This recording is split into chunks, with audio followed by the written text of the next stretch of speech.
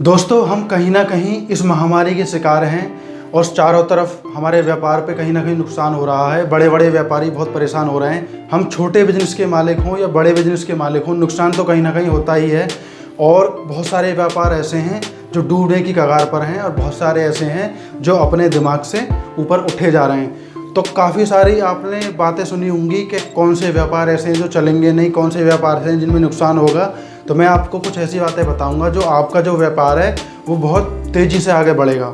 कुल मिला के ये होगा कि प्रॉफिट उतना नहीं होगा जितना लॉकडाउन से पहले होता था, लेकिन लॉकडाउन में प्रॉफिट होगा, आपका लॉस नहीं होगा। तो हम उन बातों को देखेंगे। मैं प्रवीण कुमार, मोटिवेशनल स्पीकर। तो सबसे पहले हम पॉइंट पर बात करते हैं रिकवरी पर। रिकवरी मनी, हम रिकवर कर सकते हैं अपनी मनी को। हमें हो सकता है कि रिश्तेदारों को, कस्टमर्स को, पड़ोसियों को कहीं ना कहीं हमारा पैसा कहीं ना कहीं उधार पड़ा हुआ है, हमने पहले से ही कहीं ना कहीं दे रखा है।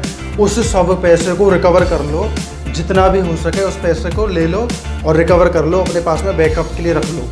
सारा पैसा आ जाना चाहिए, जितना भी हो सके उतना रिकवर करने की कोशिश करो, वो आपके पास में प्रॉफिट के लिए रहेगा। ये बहुत ज़बरदस्त पॉइंट है, आप बिल्कुल ध्यान रखना। मैं कुछ भी सिखाऊंगा नहीं, सिर्फ आपको ये बताऊंगा कि आप अपने बिजनेस को कैसे ग्रो कर सकते हैं और बचा सकते हैं इस महामारी के चलते हुए लॉकडाउन में भी। आप बिजनेसमैन हो या छोटे व्यापारी के मालिक हो या कोई भी छोटा मोटा काम कर रहे हो, आप कहीं ना कहीं इन पॉइंटों को हर जगह अप्लाई कर सकते हैं। सेकेंड पॉइंट हम देखते हैं इन्वेस्टमेंट का। जब हम रिकवर मनी को बचा कर रख लेंगे और इन्वेस्टमेंट हम हो सकता है 1 लाख पर महीने कर रहे हो सकता है 2 लाख पर महीने कर रहे हो सकता है 3 लाख कर रहे हो सकता है 10 लाख कर रहे हो। अपनी अपनी कैपेसिटी के हिसाब से हम अपना बिजनेस ग्रो कर रहे हैं। उतना हम रॉ मटेरियल हम मंगा रहे हैं, उतना हम अपने बिजनेस पर इन्वेस्टमेंट कर रहे हैं। लेकिन अगर मेरी बातों को अगर आप सुनते हो तो हम क्या करते हैं, इस बार हम महामारी के समय में चलते हुए हम क्या करेंगे, अगर हम 1 लाख लगाते हैं तो हम 50% उसमें से कट करके हम 50% पर अपना बिजनेस चला सकते हैं। इससे क्या होगा कि जो हमारा 50% था, हालांकि प्रॉफिट कम होगा ये हम जानते हैं, लेकिन हमारा नुकसान भी कम होगा क्योंकि हम कम इन्वेस्टमेंट करेंगे। जो हमारा जो सामान है, अगर हम ग्रॉसरी वाले हैं या हमारा कोई वैसा सामान है तो हम कंपनी से रिकवरी ले सकते हैं। लेकिन हम अगर कोई खुद का रॉ मटेरियल बना रहे हैं तो वो आगे चल के हमें परेशान करेगा, हमारे गोडाउन में जमा रहेगा और वो सेल नहीं होगा तो फिर हमें प्रॉब्लम होगी। इसीलिए इन्वेस्टमेंट कम करें व्यापार को आगे बढ़ाने के लिए इस लॉकडाउन में भी। तीसरे पॉइंट की तरफ चलते हैं दोस्तों। तीसरा पॉइंट बहुत ज़बरदस्त है। हम क्या, हमारा हो सकता है दूर दूर तक व्यापार हमारा चल रहा हो, अदर स्टेट में भी हो, अदर कंट्रीज़ में भी हो। तो मेरी एक सलाह और है कि आप सभी लोग अपने व्यापार को नज़दीकी में बढ़ाएं। नज़दीकी में, पड़ोस के शहरों में, पड़ोसी राज्य में, पड़ोसी देशों में। क्योंकि मैं आपको ये सलाह क्यों दे रहा हूँ, क्योंकि हम सब जानते हैं कुछ पता नहीं है इस समय में कौन सी सीमा बंद हो जाए, कहाँ व्यापार हम नहीं कर पाएँ। और अगर हम दूर हमारा व्यापार चल रहा है और अचानक से बंद हो जाता है, हमारा वहाँ सामान जाना बंद हो जाता है, तो हमें बहुत बड़ी प्रॉब्लम का सामना करना पड़ सकता है। हमारा बिजनेस अचानक से रुक सकता है। इसलिए उस बिज़नेस को स्पीड अप करने के लिए, बूस्टर देने के लिए हमें सारी चीज़ों का करना बहुत ज़रूरी है। अगर हमारे नज़दीकी में व्यापार चलता रहेगा तो हम क्या करेंगे, हमारा वो काम हमारा रुकेगा नहीं और हमारा कंटिन्यू काम चलता रहेगा।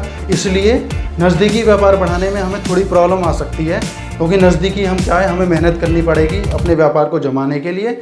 लेकिन इसमें भी प्रॉफिट थोड़ा कम होगा, लेकिन महामारी के चलते हुए, लॉकडाउन के चलते हुए हमारा व्यापार रुकेगा नहीं और हमें यही करना है, हमें अपना बिजनेस ग्रो करना है किसी भी कीमत पर।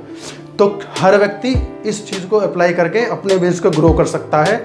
इसलिए जितना भी हो सके आसपास कस्टमर्स बनाइए, कस्टमर से संबंध बनाइए, उन्हें अच्छा माल सप्लाई करने की कोशिश कीजिए और अपने सामान को अच्छे से अच्छा बनाने की कोशिश कीजिए। तो नेक्स्ट पॉइंट हम देखते हैं, पॉइंट नंबर 4।